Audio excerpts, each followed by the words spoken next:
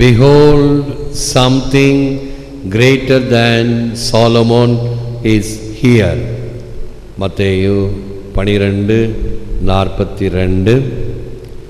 இங்கிருப்பவர் சாலமோனிலும் பெரியவர் அல்லவா? இது கிறிஸ்து வழங்கும் வாழ்வு தரும் நற்செய்தி.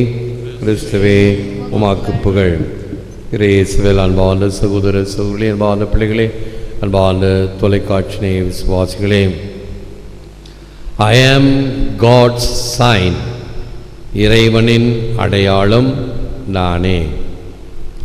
அடையாளங்களால் நாம் பலவற்றை உணர்கிறோம்.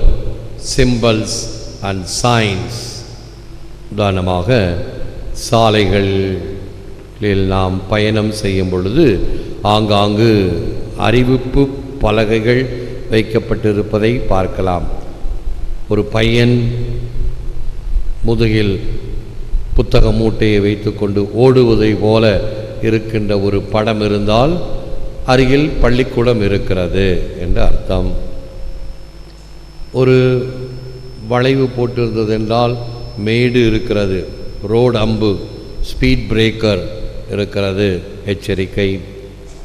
பிறகு 2 வரிகளும் குறுகி போய் விலகி செல்லும் குறுகிய பாலம் எதிரே உள்ளது.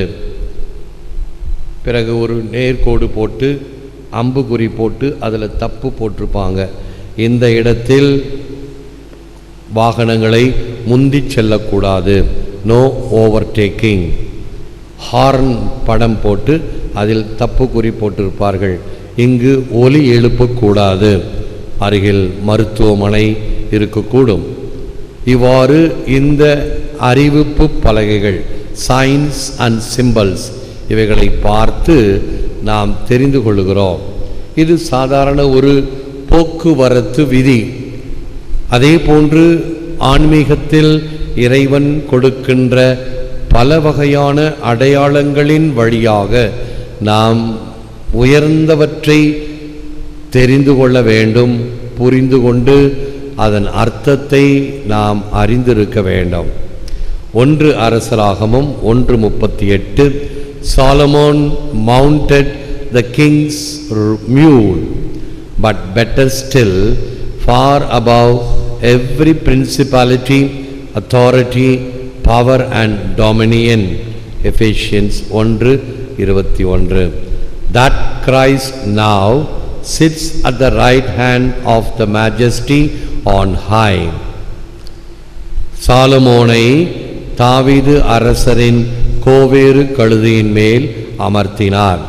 அப்படி என்றால் தாவீதினுடைய அரியாசனத்தில் அமர்வது அது அரச அதிகாரத்துக்கு அடையாளம்.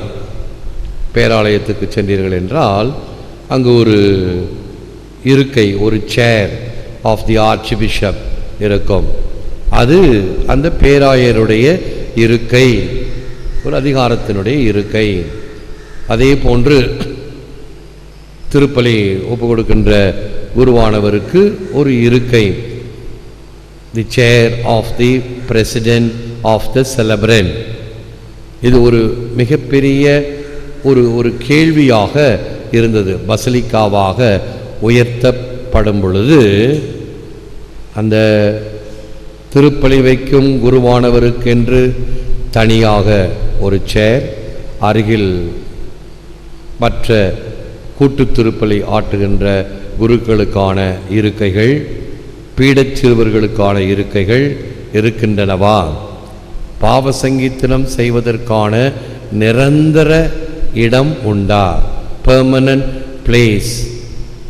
இவைகள் எல்லாம் இந்த பசிலிக்காவாக உயர்த்தப்படுவதற்கு கேட்கப்பட்ட கேள்விகளும் அது அந்த ஆலயத்தில் இருக்க வேண்டும். இந்த 2 கருத்துக்களையும் தான் ரோமாபுரி நம்முடைய பேராயருக்கு ஆணை கொடுத்து, நீங்களே சென்று இதை பார்த்து ஊர்ஜிதம் செய்து எங்களுக்கு பதில் அனுப்ப வேண்டும் என்பதினால் ஒரு நாள் திடீர்னு மேற்றானியார் வந்தார், பிஷப் வந்தார்.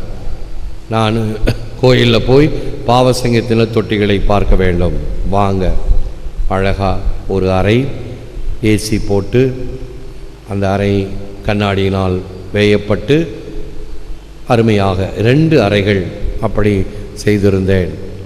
அதை பார்த்தார்.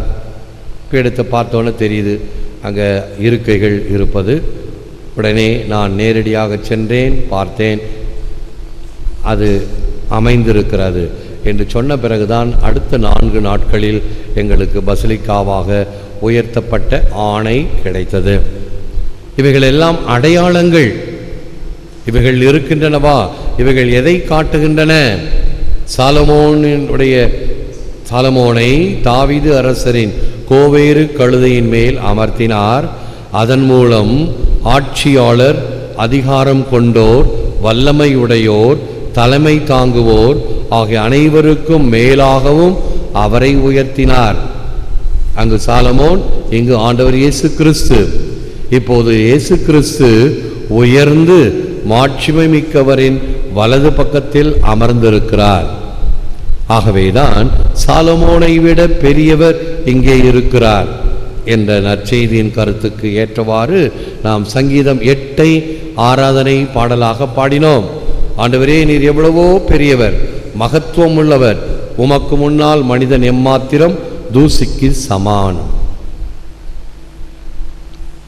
O Lord God, you are mighty indeed.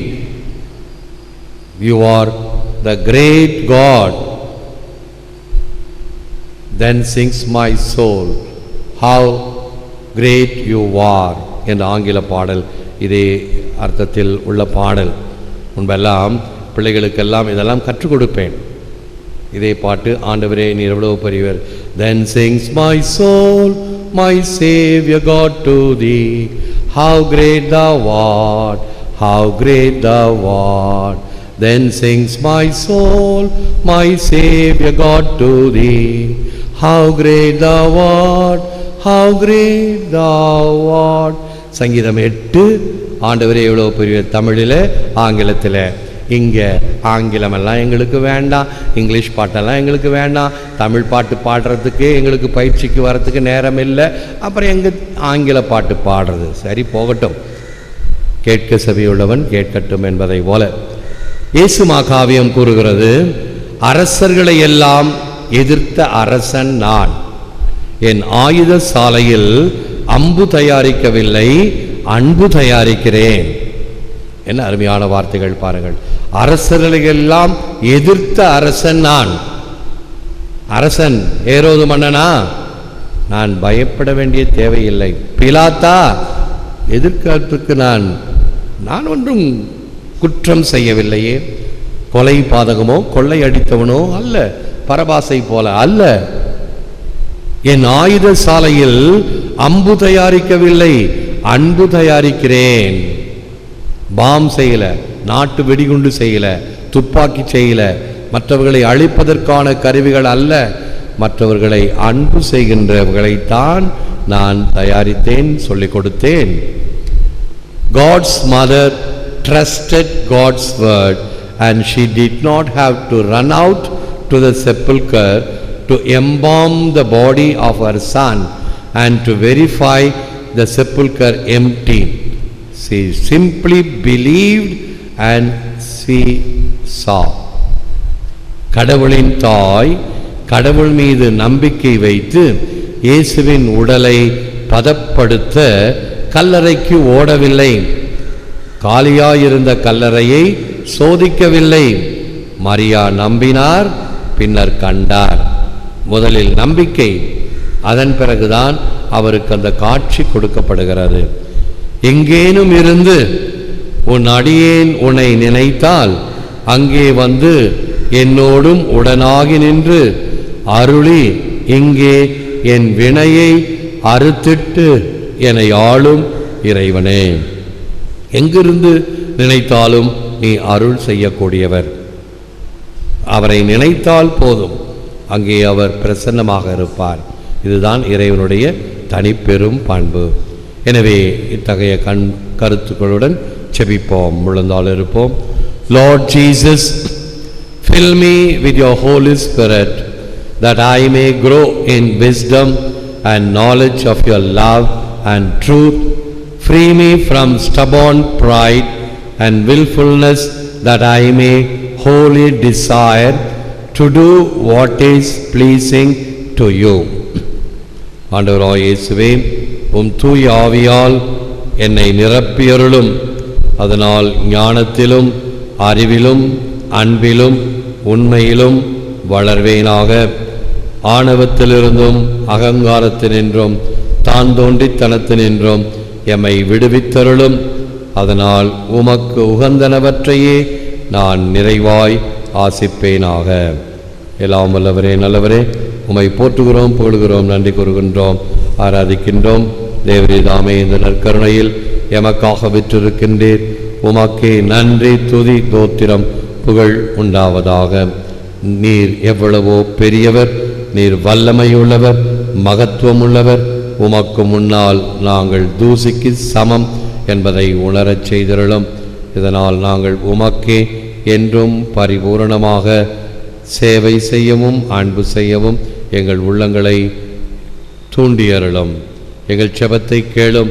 யாருக்கெல்லாம் செபிக்க கடமைப்பட்டிருக்கிறோமோ அவர்களுக்காகவும், இன்னும் யாருக்கெல்லாம் அத்தியாவசியமாக இன்று உமது அருள், ஆசீர், உதவி தேவைப்படுகிறதோ அவர்களுக்கு பரிபாலித்தருளும். குறிப்பாக வயோதிகர்கள், தனிமையில் வாடுவோர், மருத்துவமனையில் இருப்போர், ஆபத்துக்கள் விபத்துக்கள் மத்தியில் இடம் பெறுவோர், எனும் பல வகையான வேதனையிலும் சோதனையிலும் இருப்பவர்கள் பேரில் இரக்கமாயிரும். அவர்களுக்கு நீரே உம்முடைய பிரசன்னத்தை தந்து வலுவாக இருந்து பலத்தை தந்தருளும். எனும் தொலைக்காட்சி ஊடகங்களின் வழியாக இந்த ஆராதனை மற்றும் திருப்பலி மற்றும் வழிபாடு நிகழ்ச்சிகளை காணுகின்ற ஒவ்வொருவரையும் ஆசீர்வதித்தருளும். இதற்கு பின்னால் இருக்கக்கூடிய தொழில்நுட்ப கலைஞர்கள், உதவுபவர்கள், இன்னும் பல வகையாக இந்த ஒளிபரப்புக்கு உதவக்கூடிய நன்கொடையாளர்கள், தொடர் உபகாரிகள் அனைவரையும் நீர் ஆசீர்வதியும். தாராளத்துடனும் தியாகத்துடனும் அவர்களுடைய இந்த நன்கொடையினால் அநேகருக்கு இது சென்று அடைகிறது. இன்னும் அநேகர் பயன் பெற இதனுடைய